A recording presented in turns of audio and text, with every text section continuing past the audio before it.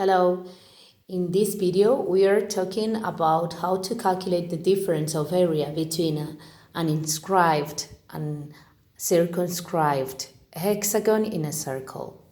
Alright? Of an inscribed and a circumscribed hexagon in a circle. Alright? Here you have a picture of both cases. The circle is painted in green, alright? And if the vertices of the hexagon belong to the circle, we are talking about an inscribed hexagon. But if the sides are tangent to the circle, we are talking about a circumscribed hexagon. All right?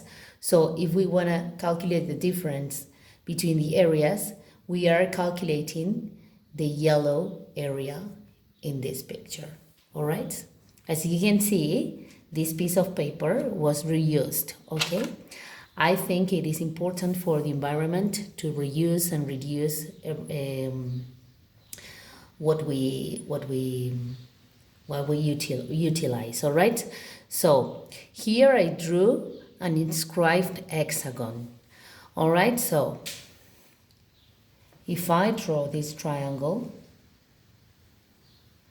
and I want to calculate this angle, you know that the whole circumference has an angle of 360 degrees, all right? So how many triangles do I have like this in this hexagon? I have 6, all right? So this angle, I would obtain the measurement of this angle if I divide 360 by 6, and the result would be 60. This angle and this angle, because this is a regular hexagon, must have the same measurement, all right? So you know that all angles in any triangle total 180, all right? So if this is the same than this angle and this angle must total 120, all right? Because all the angles in a triangle must total 180. If I subtract 180 minus 60, I have 120 degrees for this angle and this angle together, and they must measure the same. So if I divide by 2, I obtain that this is 60 and this is 60. So in an hexagon, here I obtain equilateral triangles, okay? So if this is the radius, I know that the side of the hexagon side must measure the same as the radius, all right? And in this case, if I draw this triangle, here we are working with a circumscribed hexagon, all right? We know that in this case, if this is the radius of the circle, it will have the same length that, in this case, the height of this triangle, all right? So imagine that they tell you that the radius of the circle equals 6 centimeters, all right? So to calculate the area of this hexagon, I must calculate the area of this triangle and multiply it by 6, all right? So in this case, the inscribed hexagon, I would have that this measures 6 centimeters, and I need to calculate the height of this triangle. How would I do it?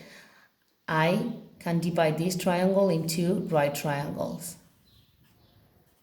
This is the height of the triangle, and this would measure half of 6, a half of 6, that would be 3 centimeters.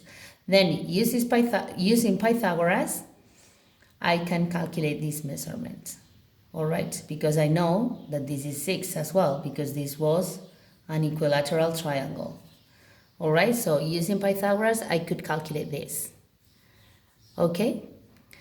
I would have that 8 squared plus 3 squared equals 6 squared, all right? And I can isolate h. once I calculate h, I can calculate the area of this triangle.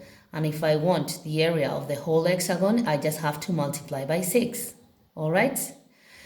And in this case, I know that the height of the triangle equals 6. All right? But I don't know the base of the triangle, so I cannot calculate the area. All right? But using Pythagoras, here I can call this A, for example. All right? I can do this.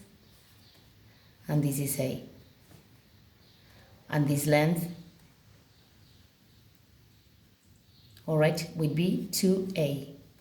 Because we know that the side equals this is an equilateral triangle. So if I call this A, this must be double, all right?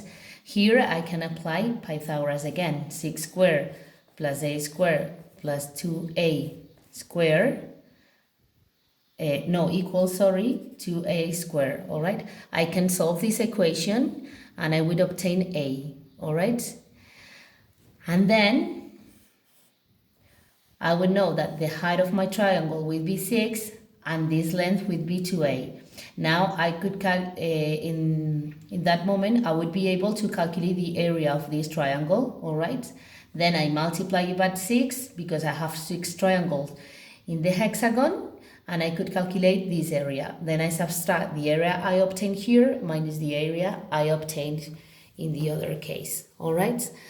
I'm not going to perform all the calculations because if you understand this, you have the idea and you would be able to solve these kind of problems, all right? I hope this video helped.